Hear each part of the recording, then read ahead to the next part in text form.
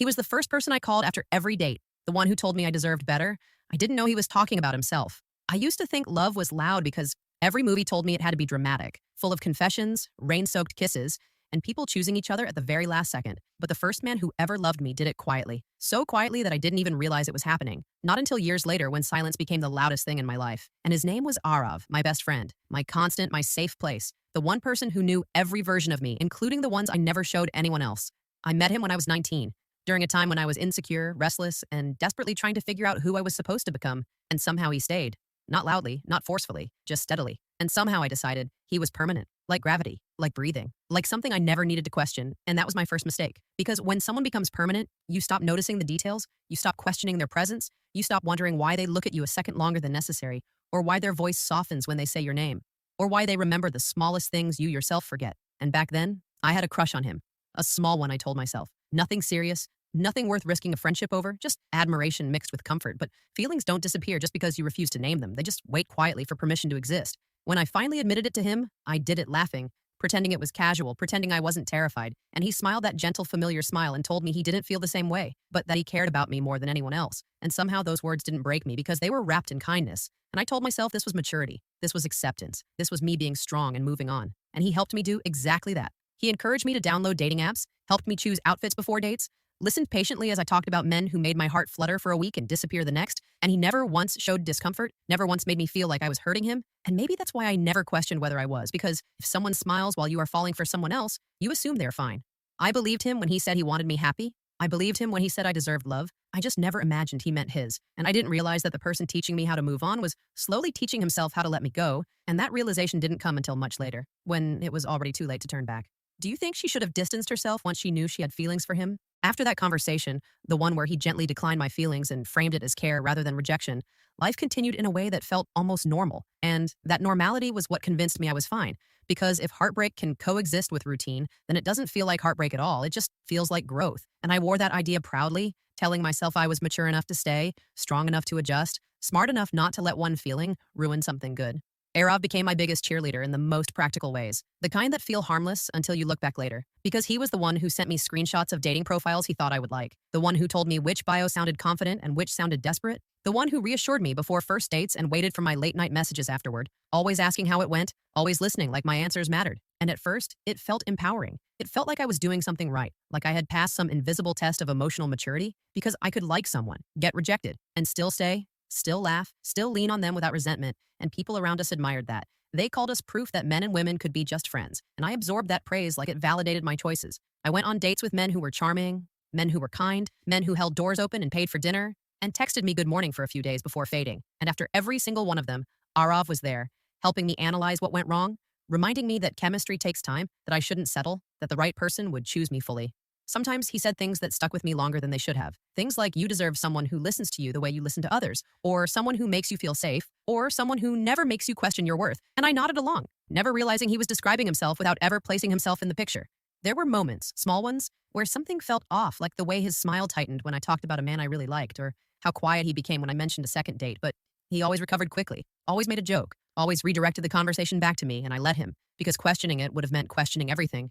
I told myself that if he was hurting, he would say something, because that's what friends do, and Arav had always been honest with me, or at least I thought he was. And so I continued, unaware that every time I asked him for advice, every time I let him comfort me, I was unknowingly turning the knife he never admitted was there. And maybe the most dangerous thing about quiet love is that it teaches you to believe silence means consent, and I mistook his silence for strength, not realizing it was sacrifice. Do you think Arav should have set boundaries instead of helping her date others? I met Rohan on a random Thursday, the kind of day that doesn't feel important until it becomes a marker in your life, and he was different in a way that didn't rush me or overwhelm me, different in a way that felt steady and intentional. And when I told Arav about him that night, I expected the usual enthusiasm, the teasing excitement, the playful interrogation, but instead there was a pause on the line, brief enough to ignore, long enough to matter. Rohan listened when I spoke, not just politely but attentively, like my words deserved space, and after our first date I felt something unfamiliar, not butterflies exactly, but calm. And when I described that feeling to Arav, he told me that calm was underrated, that comfort was often mistaken for boredom. And I remember smiling at that advice, not realizing how deeply personal it was. As weeks passed, Rohan stayed. He texted consistently, made plans in advance, showed up when he said he would, and every step forward I took with him, I documented through Arav, sharing screenshots, replaying conversations, asking whether I was overthinking things, and Arav always answered with patience, always grounded me, always reminded me not to self-sabotage something good. People started to notice. Not just that I was seeing someone seriously, but that I was happier, lighter, more secure. And they told Arav how proud they were of him for being such a supportive friend, how rare it was to see someone so selfless. And he smiled through those compliments, accepting praise for a role that was quietly breaking him. There were moments when I caught glimpses of something else, like the night Rohan met my friends for the first time and Arav arrived late, quieter than usual, nursing a drink he barely touched, or the way he avoided eye contact when Rohan wrapped an arm around my shoulders, but he never said anything, and neither did I because acknowledging it would have meant acknowledging a possibility I wasn't ready to face. Rohan asked me once if Arav had ever liked me, and I laughed it off too quickly, saying we were just friends, saying we were past that, saying it was ancient history. And Arav later told me that Rohan asking meant he cared, meant he saw me as someone worth worrying about, and I didn't question why that conversation seemed to drain him. Slowly, without drama, without fireworks, Rohan became my boyfriend, and Arav was the first person I told, the first person I called, and he congratulated me with genuine warmth, told me he was happy for me, told me I deserved this kind of love, and I believed him. What I didn't see was how every milestone I celebrated was a reminder to him of everything he would never have, and how loving me quietly was costing him more than loving me loudly ever would have. Do you think she should have paid attention to the signs she was seeing? Being in a relationship changed the rhythm of my life in ways I didn't anticipate, because suddenly my days were filled with shared routines and quiet certainties. And while Rohan fit into my world with ease, there was a subtle shift in the space Arav used to occupy, a shift I noticed but pretended not to name, because naming it felt like admitting something fragile was breaking. I talked to Arav less, not intentionally, not in a dramatic way, but naturally, the way priorities rearrange themselves when affection finds a new home. And he never complained, never asked for more, never made me feel guilty for choosing someone else, which somehow made the distance feel heavier because if he had protested, I could have defended myself, but his acceptance left me with nothing to push against. When I did reach out, our conversations felt careful, like we were both walking around something invisible, and I found myself censoring details, leaving out the way Rohan held my hand absent-mindedly or how safe I felt falling asleep beside him. Not because Arav asked me to, but because something in me knew those details would hurt him, and that awareness scared me more than ignorance ever had. Rohan sensed the shift too, even if he didn't fully understand it, and he asked gentle questions about my friendship, about how close Arav and I really were, and I reassured him with half-truths, saying Arav was important but platonic, saying there was nothing to worry about, and I believed that myself, or at least I wanted to, because questioning it would have meant questioning my own choices.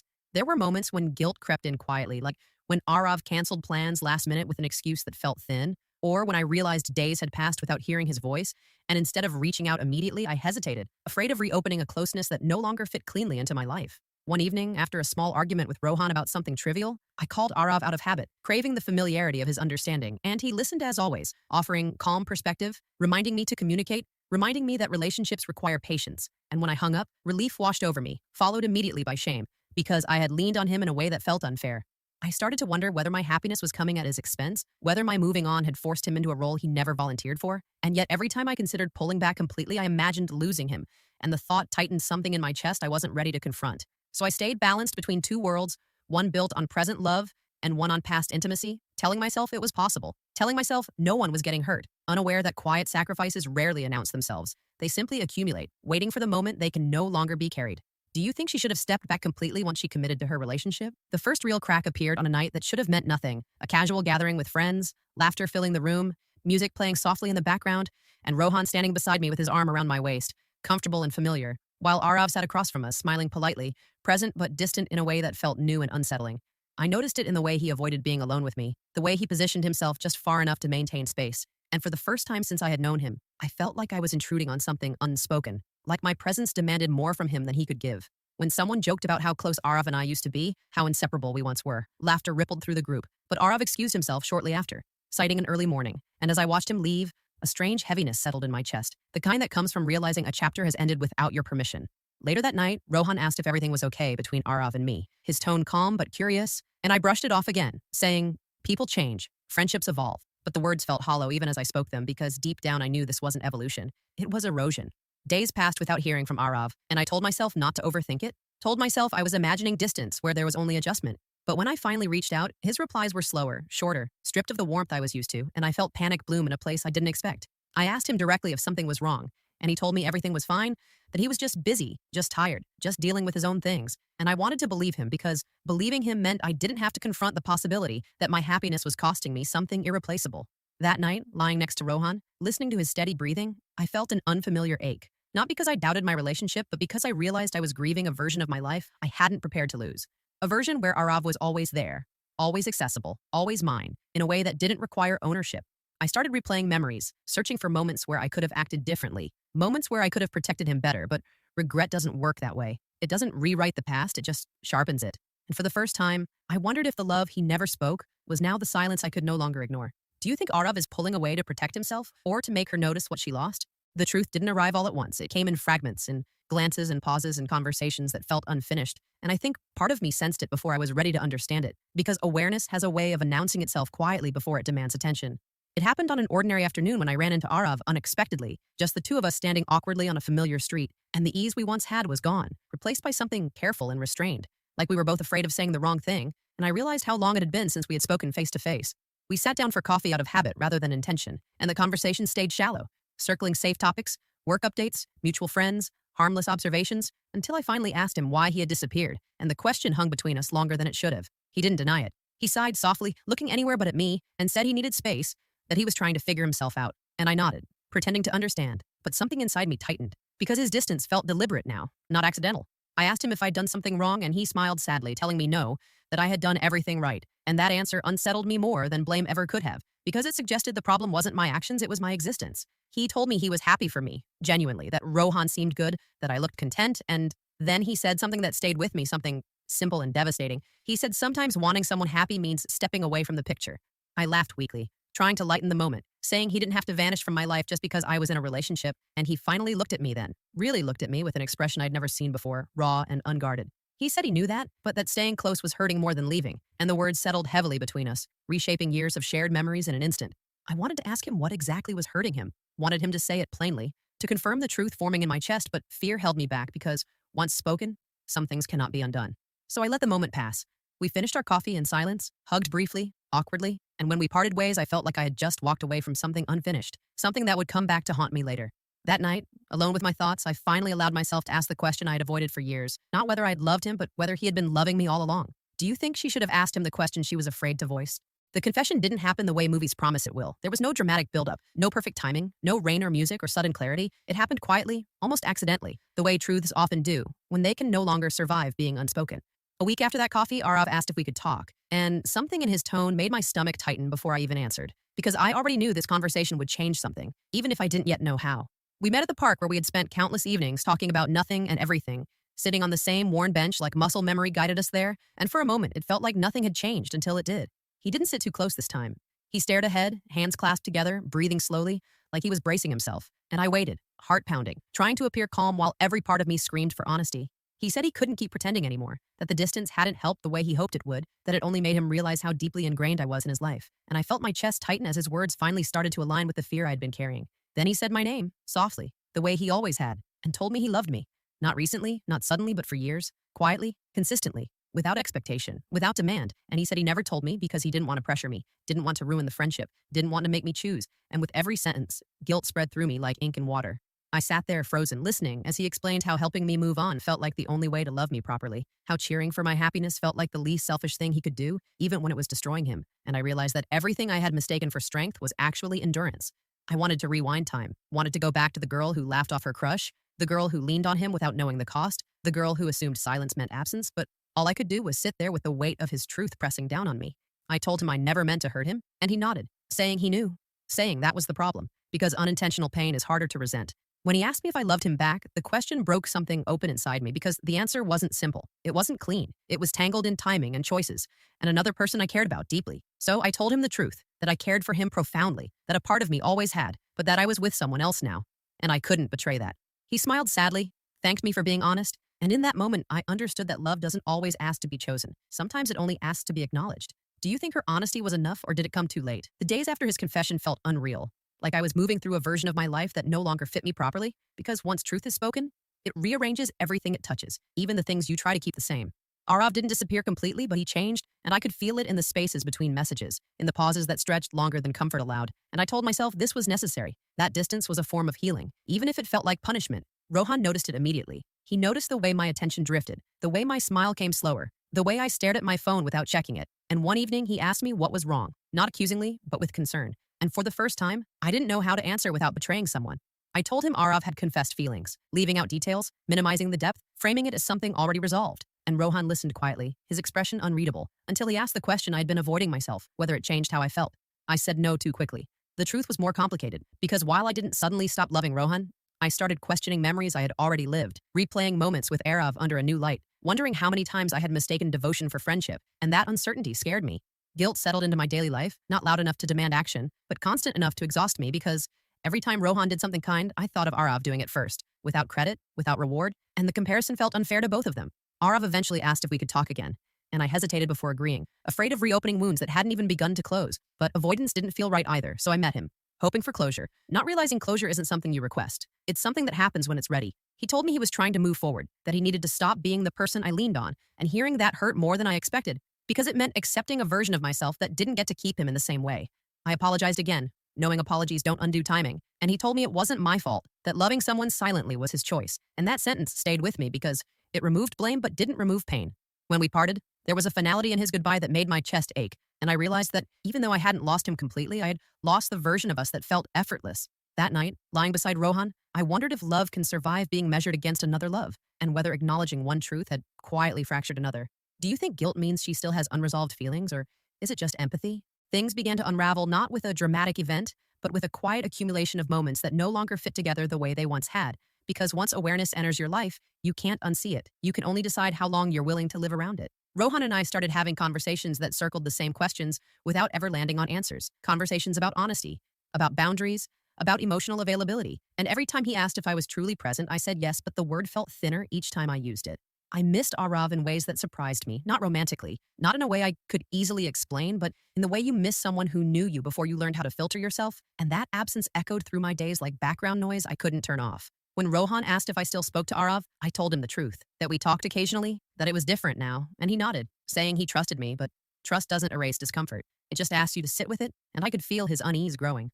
One night, after a long pause in conversation, Rohan admitted that he felt like he was competing with a ghost, and the words hit harder than accusation ever could have, because ghosts are impossible to reassure against. They don't demand attention, they simply exist. I tried to explain that Arav was part of my past, not my future, that what we had was unresolved but not ongoing, but even as I spoke, I felt the weight of contradiction, because unresolved things have a way of leaking into the present. Arav stopped reaching out entirely after that, and the silence felt deliberate, like a door closing softly but firmly, and instead of relief, I felt grief, because sometimes closure feels exactly like loss. I realized then that I had been standing in the middle of two truths, unwilling to choose either fully, and, in doing so, I was hurting everyone involved, including myself. Rohan deserved someone who could offer him certainty without hesitation, without comparison, and Arav deserved a love that didn't require silence or sacrifice to survive, and I was the common denominator in both their pain. The hardest realization wasn't that I might lose one of them, it was that I already had, because the versions of us that once existed no longer did, and no amount of wishing could bring them back. I stood alone with that understanding, knowing a decision was coming, knowing that choosing honesty now might still come too late to save anything, but also knowing that avoiding it would only deepen the damage. Some loves don't end because they fail, they end because they arrive at the wrong time, and timing is the one thing love can't negotiate with. Do you think she waited too long to confront the truth, or was this inevitable? The ending didn't arrive with certainty or relief, it arrived quietly, the way most real endings do, slipping into my life without ceremony, leaving behind understanding instead of answers, and I think that was the hardest part to accept. Rohan and I didn't break up in anger. There were no raised voices or accusations, just an honest conversation that felt heavier than any argument we had ever had, where we admitted that something essential had shifted, not because either of us had done something wrong, but because love cannot thrive where doubt is constantly present. He told me he loved me, but that he didn't want to be chosen by default, and hearing that hurt more than rejection ever could, because it forced me to confront the parts of myself I had been avoiding, the parts that were still tethered to a different version of my life. We parted with respect, with sadness, and with the kind of mutual understanding that doesn't feel like victory. And afterward, I sat alone with the realization that doing the right thing doesn't always feel good. It just feels necessary. I didn't run to Arav after that. I wanted to, desperately, but I knew that showing up now would only reopen wounds he had finally begun to close. And loving someone sometimes means resisting the urge to seek comfort from them. Weeks passed before we spoke again, and when we did, it was brief, gentle, careful, like two people acknowledging history without trying to reclaim it. And I understood then that what we had shared was real, but it belonged to a time that no longer existed. Arav never asked me what I chose, and I never told him, because the answer didn't matter anymore. What mattered was that we had both grown from something that never fully bloomed, and growth doesn't always come from fulfillment. Sometimes it comes from restraint. I learned that love doesn't always announce itself clearly, that some people love by stepping back, by staying silent, by putting your happiness above their own. And while that kind of love is beautiful, it is also dangerous, because it teaches you to overlook its cost. If I could speak to my younger self, I would tell her to listen more closely, to question comfort, to notice who is always there without asking for anything in return, and to understand that silence is not the absence of feeling. It is often its deepest form. I lost a relationship, and I changed a friendship forever, but I gained clarity, and that clarity will stay with me longer than either of them did. Some people enter your life to stay, others enter to teach you how to see, and the ones who love you quietly often leave the loudest lessons behind. Do you think quiet love is more beautiful or more heartbreaking?